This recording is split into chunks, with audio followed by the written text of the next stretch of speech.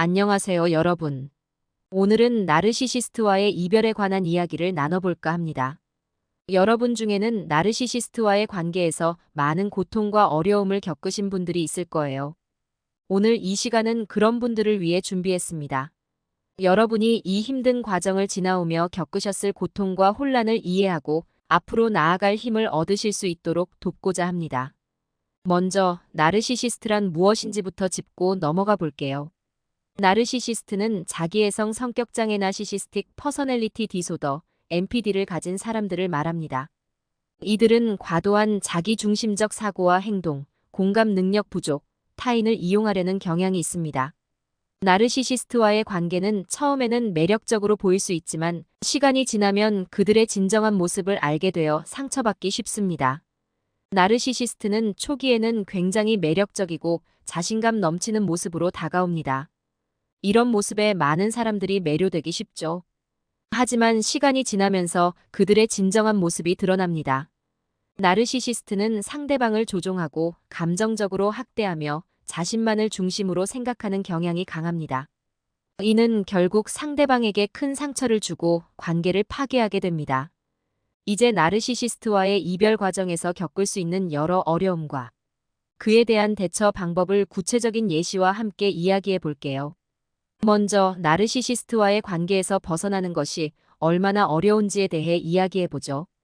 나르시시스트는 종종 상대방을 의존하게 만들고 자신 없이는 아무것도 할 수 없다는 생각을 심어줍니다. 이러한 심리적 조작은 피해자가 자존감을 잃고 이별을 결심하기 어렵게 만듭니다. 예를 들어 나르시시스트인 파트너와 오랜 시간 함께한 한 여성의 사례를 들어보겠습니다. 이 여성은 파트너의 끊임없는 비난과 조종으로 인해 자존감을 잃고 자신이 무능력하다고 느끼게 되었습니다. 결국 그녀는 자신을 위한 결정을 내리기 어려워졌고 오랜 시간 고통 속에 머물렀습니다. 하지만 용기를 내어 이별을 결심한 그녀는 시간이 지나면서 자신의 가치를 되찾고 더 나은 삶을 살아가게 되었습니다.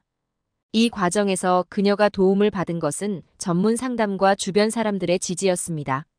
전문가의 도움을 통해 자신의 감정을 이해하고 나르시시스트의 조작에서 벗어날 수 있는 방법을 배웠습니다. 통계적으로도 나르시시스트와의 관계는 매우 해로운 것으로 나타납니다. 연구에 따르면 나르시시스트와의 관계에 있는 사람들은 우울증, 불안장애, PTSD 외상 후 스트레스 장애 등의 정신 건강 문제를 겪을 확률이 높습니다.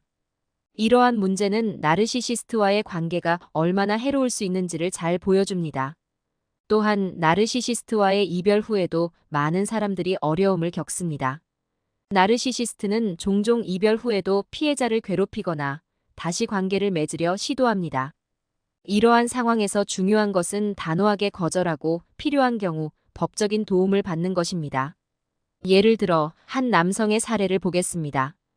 그는 나르시시스트인 전 여자친구와의 이별 후에도 끊임없는 연락과 협박에 시달렸습니다.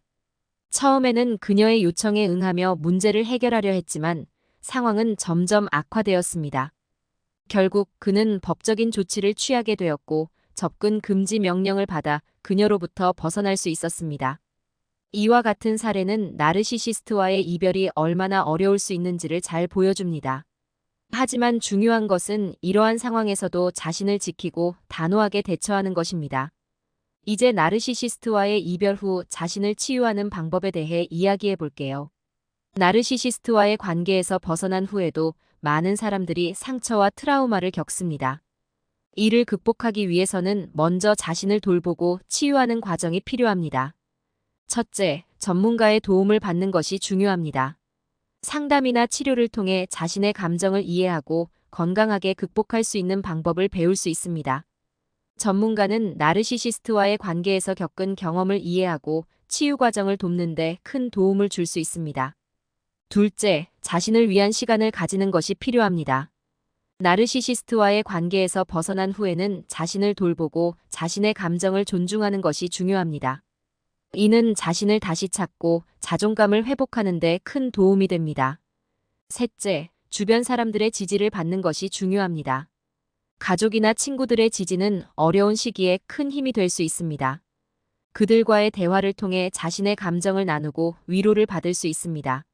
넷째, 새로운 활동이나 취미를 찾는 것이 좋습니다. 새로운 활동은 삶의 활력을 되찾고 긍정적인 에너지를 얻는 데 도움이 됩니다.